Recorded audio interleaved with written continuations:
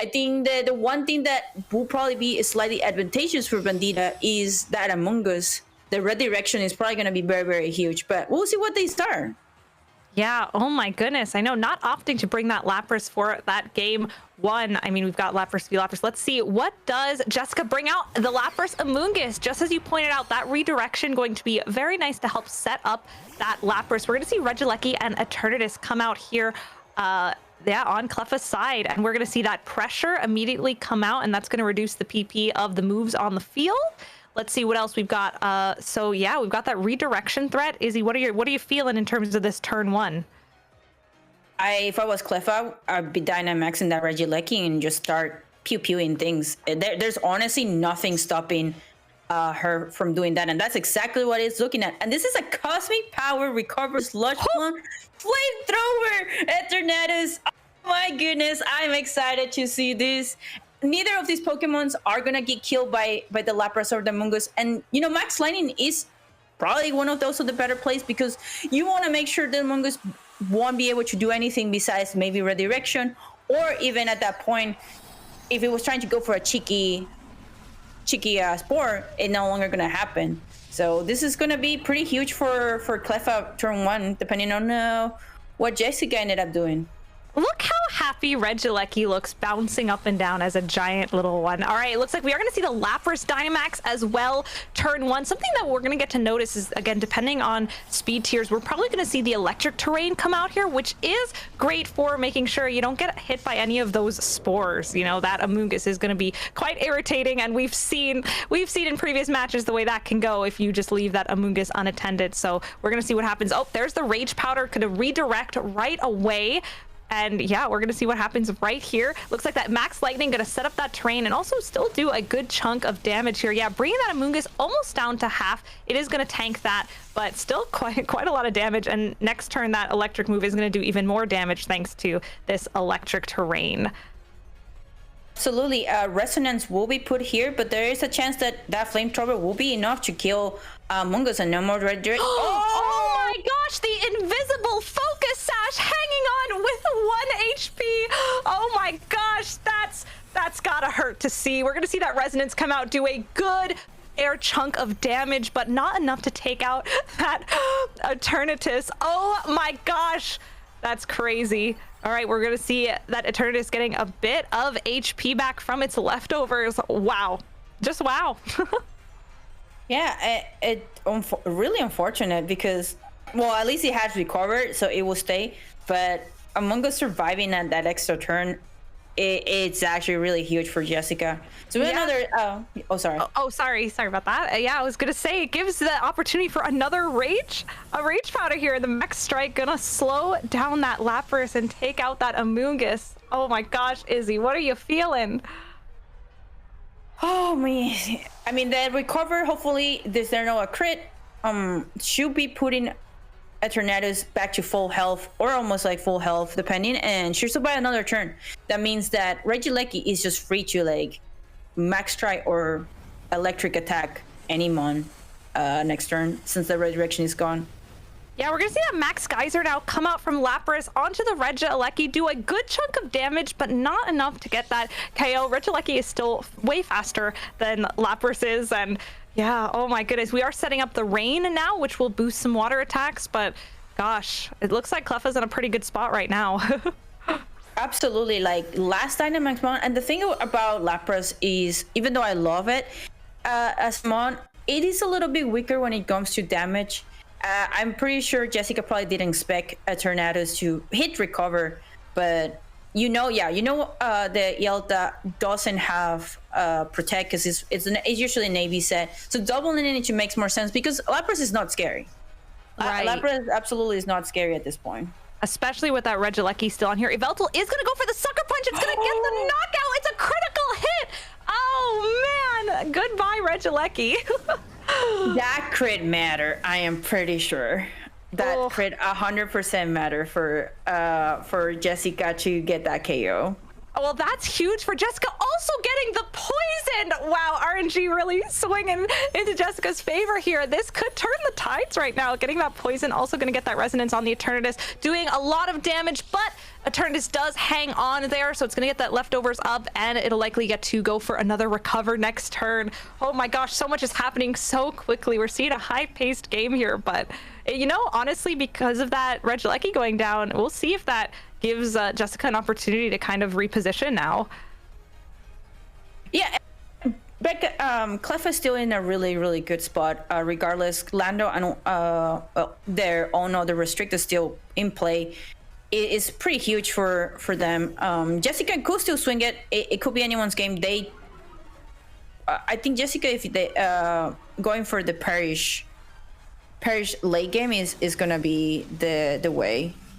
Right. We saw that in Jessica's games earlier when we broadcasted them, the way that Jessica was able to just so expertly navigate that Parish song. So we'll see what happens here. Looks like we're going to see another recover from that Eternatus. Want to keep it on the field. Just keep it being annoying there. It doesn't want to die anytime soon. Oh my goodness. We'll see the way that Jessica is able to adapt this turn. Looks like a Snarl is going to be coming out from the belt. Oh, and it avoids. Never a fun feeling. All right. Going to hit into the Landorus. Gonna drop its special attack now, and then we're gonna see the rock slide. Oh, the rock slide avoiding the important target there, the Yveltal. It's gonna hit into that Lapras. There are so many hexes in this game. I'm waiting for the freeze to happen. I don't mean to jinx it. Oh, it doesn't. You don't need a freeze when it's just enough to knock out that Landorus right there.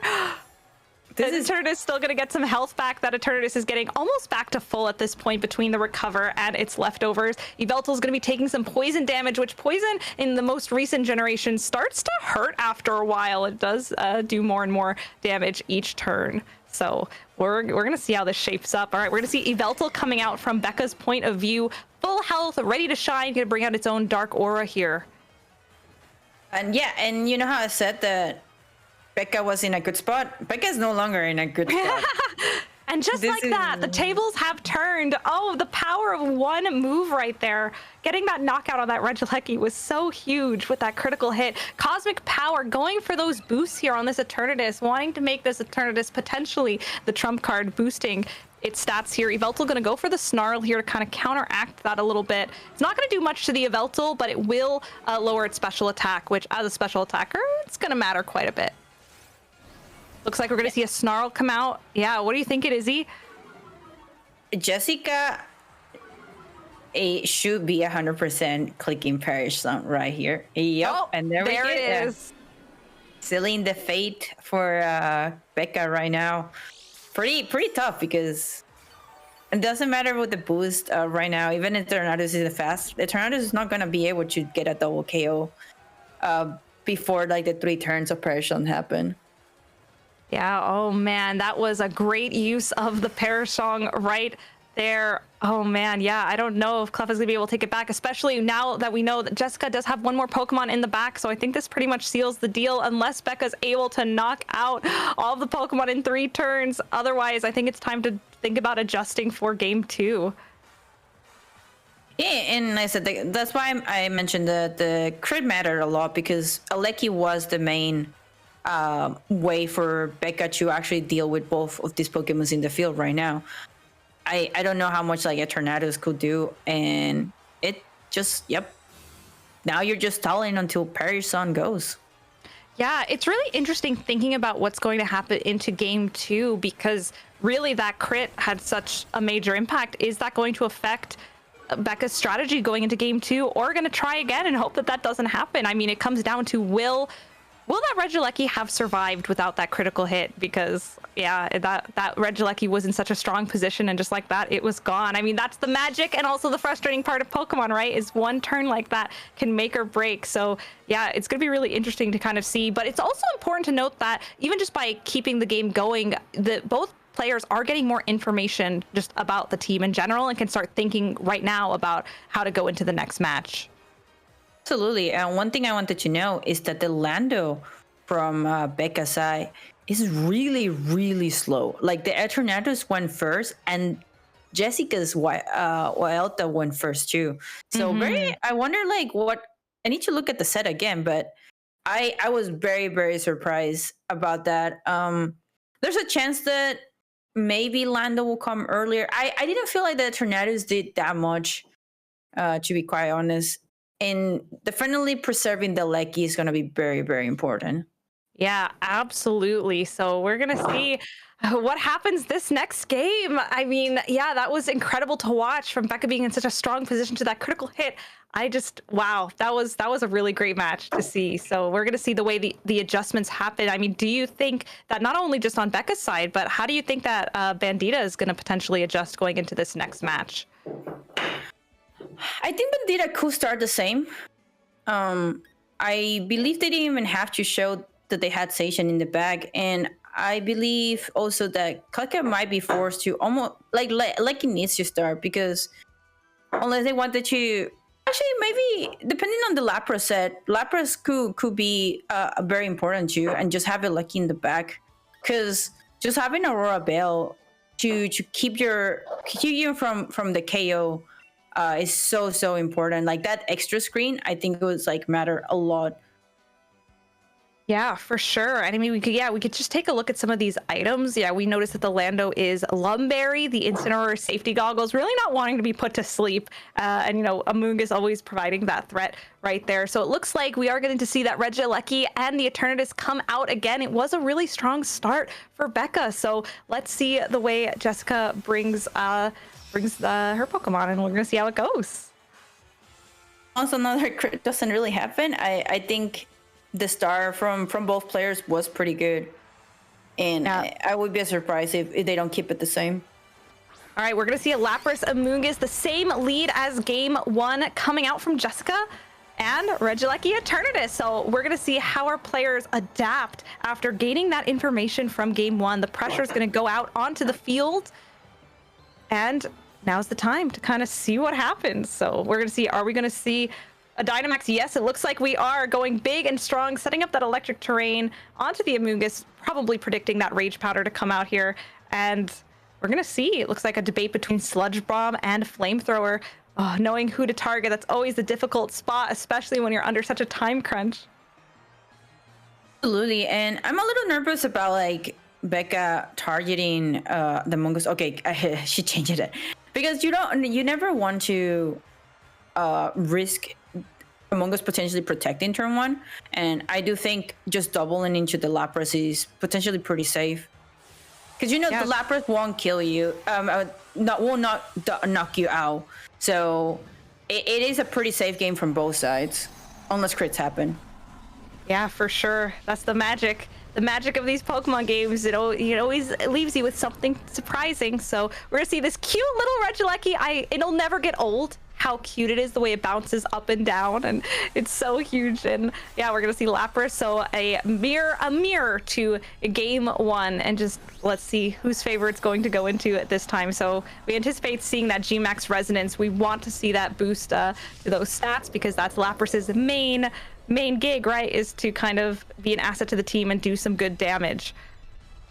Absolutely. And Rage Powder does happen again. That means maybe this time Lecky and the Flamethrower will get a better roll and get a knockout instead. But otherwise, it might just be a repeat from game one. Yeah, so the electric train is getting set here. That Lightning did almost half, but still slightly above half. So it looks like a 3-hit KO without the electric train, but that is going to boost the following turn. All right, Flamethrower going into this Amoonguss. Do we get the invisible sash? It does knock out this time. So already a change from game one, a higher roll. That Amoonguss is off the field.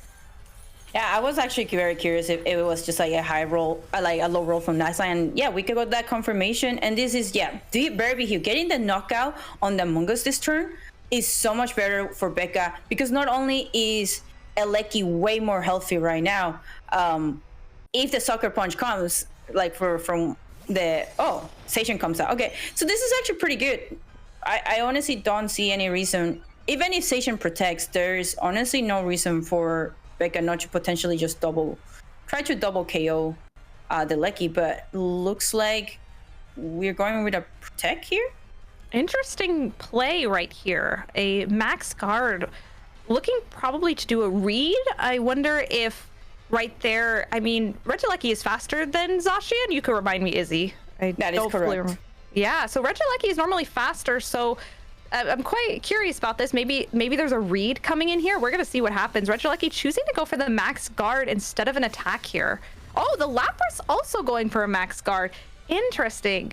Zacian going for Behemoth Blade. Oh, interesting. So the max guard does protect that Regieleki against. So reading the max guard, Regieleki goes for the max guard as well. Great play, actually. Very, very great thinking from our opponents there.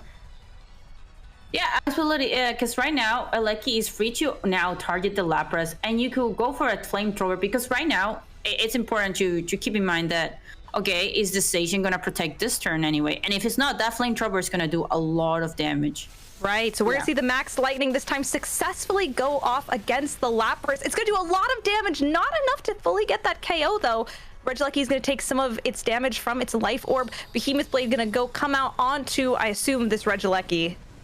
Soon Jessica wants that Regieleki to go away. Looks like that is going to be enough to get that KO. Behemoth Blade, of course, doing more damage to a Dynamaxed Pokemon than one without. And Regieleki is off the field. You served well during your time, little Regieleki. But we're going to see what happens now. Very interesting stuff. We're going to see the Flamethrower come out from the Eternatus here, attacking the Zacian. But that Zacian is very bulky, despite being super effective, not even doing half damage there. And we're going to see a Resonance come out onto this Eternatus right now.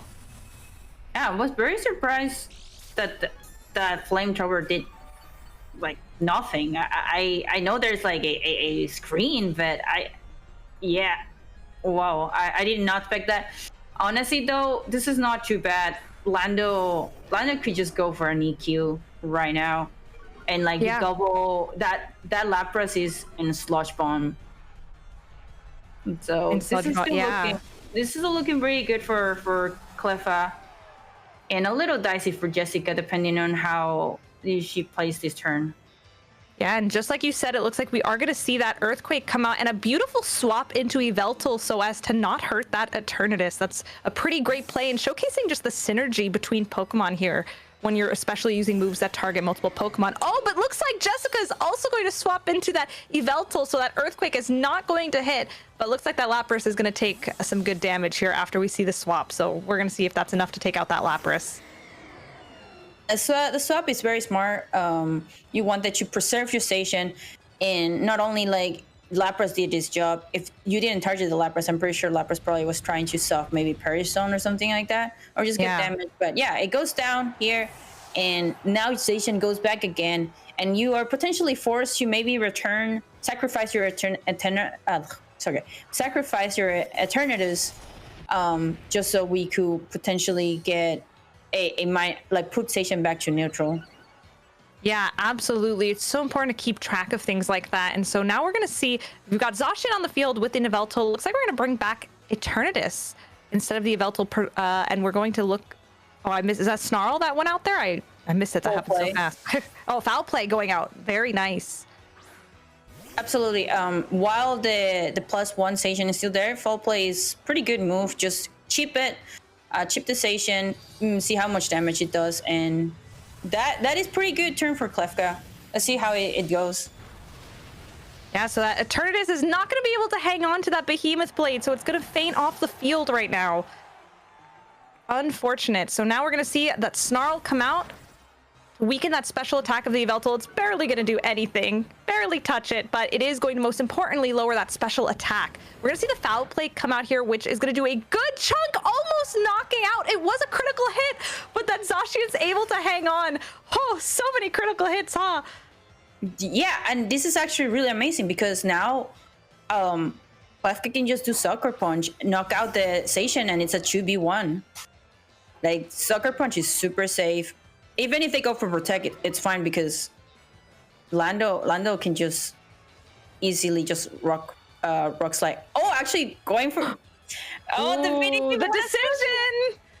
decision right here. Gotta go for that rock slide and hope that rock slide does connect. We're gonna go see that Sucker Punch as predicted. We really need to make sure that rock slide hits. Oh, okay, we are gonna see a Protect from that Zacian. Doesn't want to get Sucker Punched this turn. It does fail. Okay, Oblivion Wing is gonna come out. Let's see how much damage that this does here. It does do under half. Yveltal's gonna get, well, didn't take any damage yet. And we're gonna see, does it connect? It is gonna connect with the Yveltal here, but it is really bulky. So despite being super effective, not gonna do too much here. Yeah, I'm concerned. Like, this land is doing so little damage, but it's also taking so much damage from an Oblivion win. And I am just so confused. But yeah, I mean, this is still okay for Clef. Oh my gosh, going for the sword stance, setting up to prevent that sucker punch from going up. That's always pretty scary to see. Okay, we're gonna see a foul play come out from this Yveltal onto Landorus. That does so much damage, knocking out the Landorus. Oh my gosh, How that's a lot. This is so unfortunate. Oh my gosh, goodness. it really felt like it could go either way, but that's huge. Yeah, Just not being able to get the sucker punch. An incredible read from Jessica to choose to go for that. Oh my gosh. And there's another protect. Bekah has to. This is rough because, man, I don't. Yeah, that was just really unfortunate. Oh my goodness. Okay, doing a bit of damage for Yveltal, being able to heal back the little bit of chip damage that it took. This is going to be a tough... Okay, the opposing team's Aurora Veil does wear off there. Now the mind games again. Is Jessica gonna go for sword dance? Like, I do not envy this position at all. Really having to take those 50-50s, whether or not you can get a sucker punch going. Oh my gosh, my heart is pounding. There, the sucker punch, does it connect? It doesn't. It looks like another sword stance going off. Oh my gosh. Terrifying.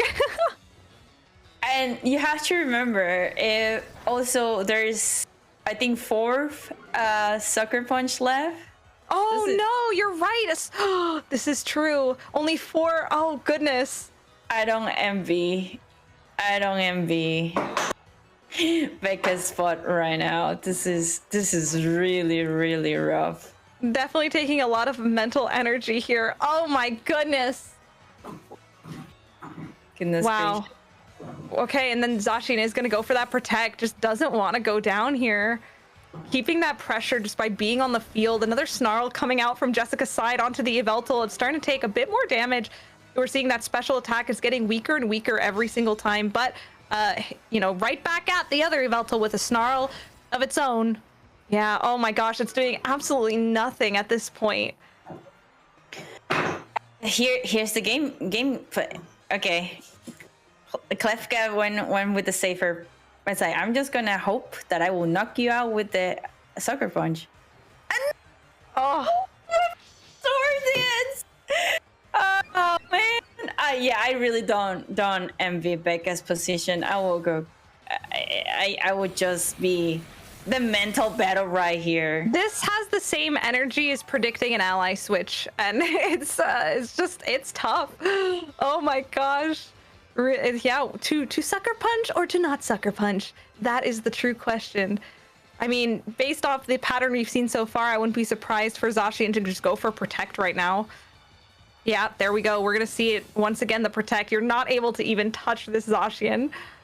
It's really in a nice rhythm right now. Foul play, doing so much more damage. It's not looking too good for Bekah, but Bekah's still trying with these snarls here. Just hoping for just one misplay on Jessica's end. Oh my goodness. And it's rough. It's like, do you want to read it this time? Or maybe this is the time Zacian decides that I'm not gonna do that. And okay, Bekah was like, enough is enough, and that's game. Oh my goodness gracious. And there it is. GG. What a set. Oh my gosh. And that's the game. An unfortunate, oh my gosh, unfortunate set. But honestly, both players there were doing their absolute best. So game 1, I mean, we saw that critical hit on the Alecki, but then in game 2, we saw that Amoonguss go down. You know, we didn't have some of those rolls that we saw previously. That was crazy. You know, it was a 2 games, but I mean, my heart was pounding the entire time there. That was